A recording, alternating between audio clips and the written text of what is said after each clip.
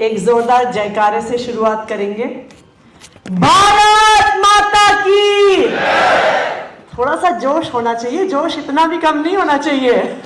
ये आम आदमी पार्टी है, सब लोग मुट्ठी तान के जोरदार जयकारा लगाएंगे। भारत माता की। इनकलाब, इनकलाब, वंदे वंदे।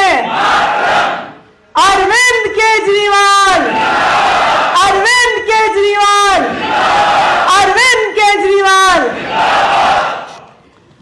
यहां मंच पर बैठे आम आदमी पार्टी के सभी सीनियर लीडर्स, संजय जी, गोपाल जी, संदीप पाठक जी, पंकज गुप्ता जी, राखी जी, सौरभ जी, इमरान जी, दिलीप भाई, मोनू भाई, शैली जी, हमारे जर्नैल भाई, हमारे गुलाब भाई, ऋतुराज जी और आम आदमी पार्टी के सभी विधायक, आम आदमी पार्टी के सभी काउंसलर, सभी हमारे संगठन के सारी सीनियर लीडरशिप, आप सबको नमस्कार।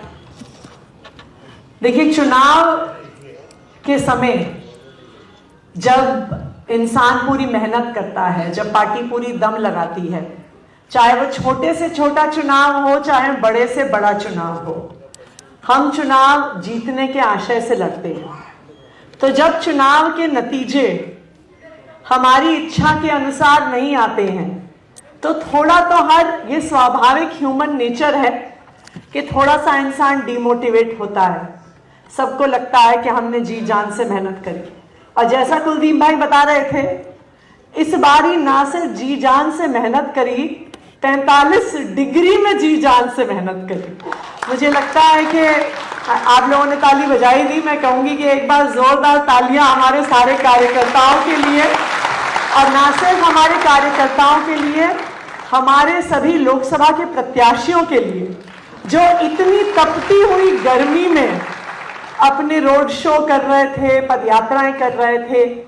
मुझे याद है कि जब कुलदीप भाई का रोड शो था, तो वो रोड शो पूरा करने के लिए हमें इलेक्ट्रॉल के टेट्रा पैक खरीदने पड़ गए थे, इतनी गर्मी थी इस चुनाव में।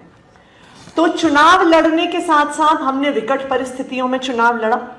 गर्मियां तो सबके लिए ही थी, लेकिन आम आदमी पार्टी ने जितनी विकट परिस्थिति में ये लोकसभा चुनाव लड़ा, मुझे लगता है इस देश के इतिहास में किसी पार्टी ने इतने संघर्षपूर्ण परिस्थिति में, इतनी विकट परिस्थिति में शायद चुनाव नहीं लड़ा होगा।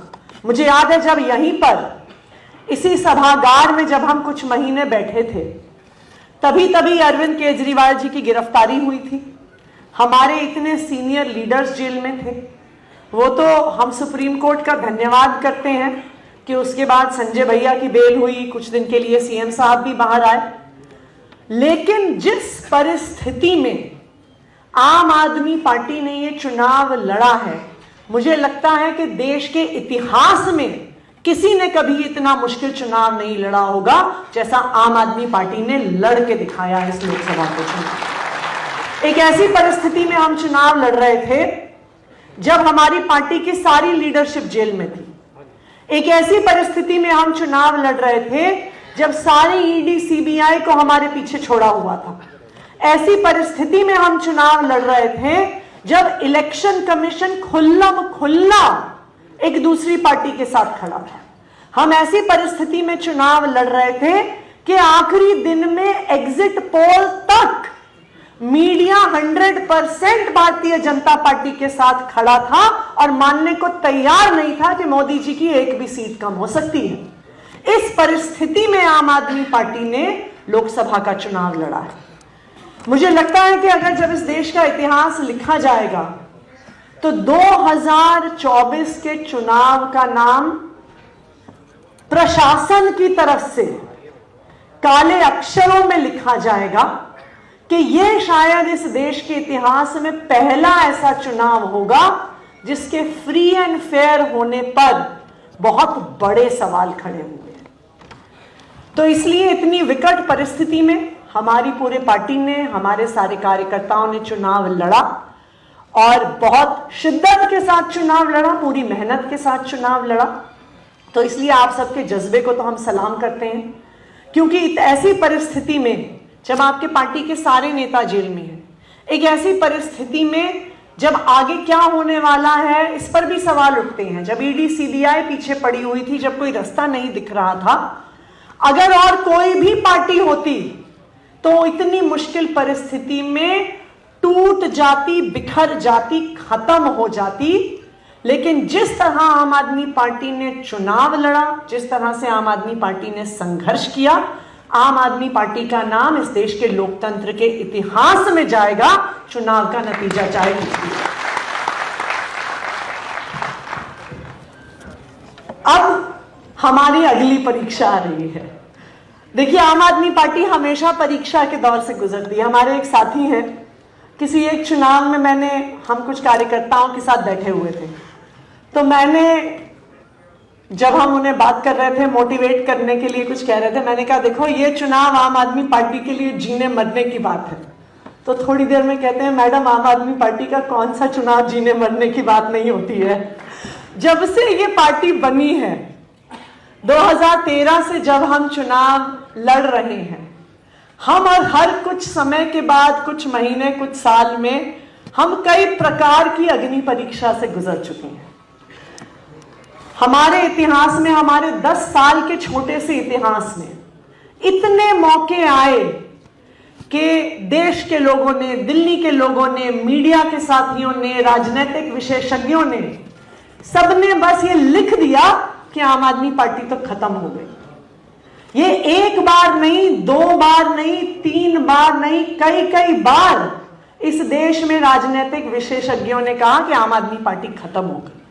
लेकिन ये आम आदमी पार्टी के कार्यकर्ताओं का जज्बा है कि हर मुश्किल परिस्थिति के बाद भी, हर ऐसे मौके के बाद जब आम आदमी पार्टी पे सवाल उठते हैं, आम आदमी पार्टी बाउंस बैक करती है और पहले से भी बेहतर परफॉर्मेंस करके दिखाती है। 2014 में आपको याद होगा, जब 49 डेज की गवर्नमेंट के बाद इस्तीफा दिया था, लोकसभा के चुनाव में देश भर में जमानत जब्त हो गई थी, तो एक ऐसा माहौल दिल्ली में और पूरे देश में बचा हुआ था कि आम आदमी पार्टी तो खत्म है, आम आदमी पार्टी तो बचने नहीं वाली। आम आदमी पार्टी, लोग पूछते थे अच्छा फिर से दिल्ली का चुनाव लड़ोगे भी?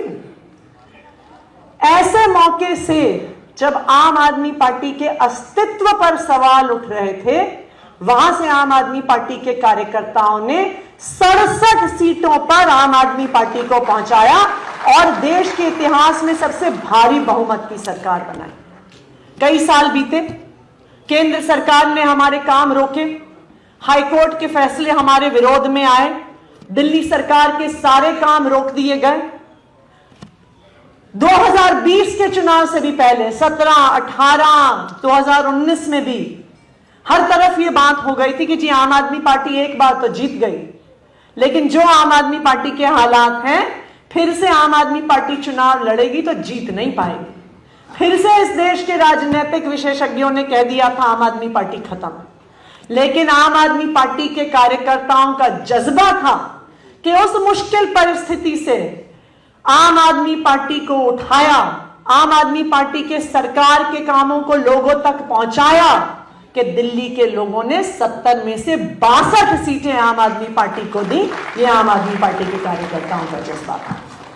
तो अब मुझे लगता है कि वो समय फिर से आ गया है कि आम आदमी पार्टी के कार्यकर्ताओं को फिर से अब दिल्ली के चुनाव के लिए धीरे धीरे अपनी तैयारी करनी है, धीरे धीरे अपना मन बनाना है। लेकिन मैं गोपाल जी और संदीप जी से ये आग्रह करूंगी कि आगे के टास्क देने से पहले गर्मी खत्म होने दीजिएगा।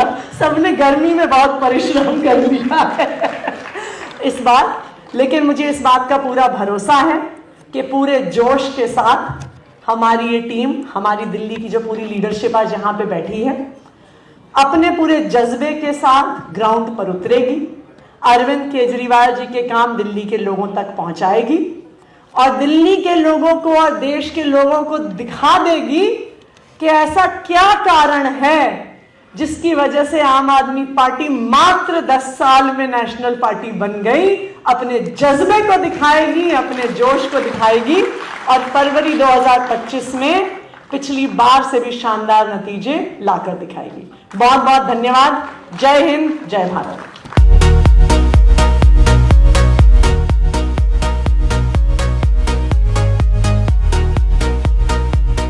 दयाल गजाधारी ज्वेलर्स, जो है पिछले 75 सालों से आप सभी का भरोसा, आपकी खुशियों के साथ। आशापूर्णी मंदिर पठानकोट से Manchanda tower Dalhousie road. Prabh Dayal Gajadhari jewellers, जो है पिछले 75 सालों से आप सभी का भरोसा, आपकी खुशियों के साथ। आशापूर्णी मंदिर पठानकोट से मनचंदा टावर डलहौजी रोड।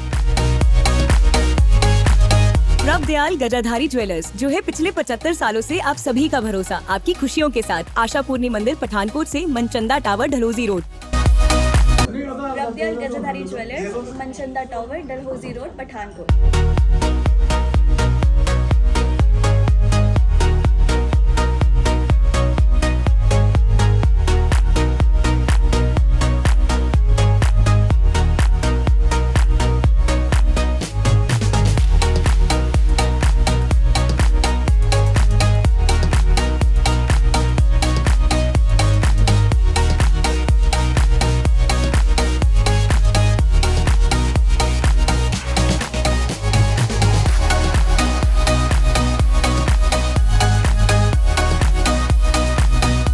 कहीं सुना है रिटेल की दुकान पर होलसेल का दाम?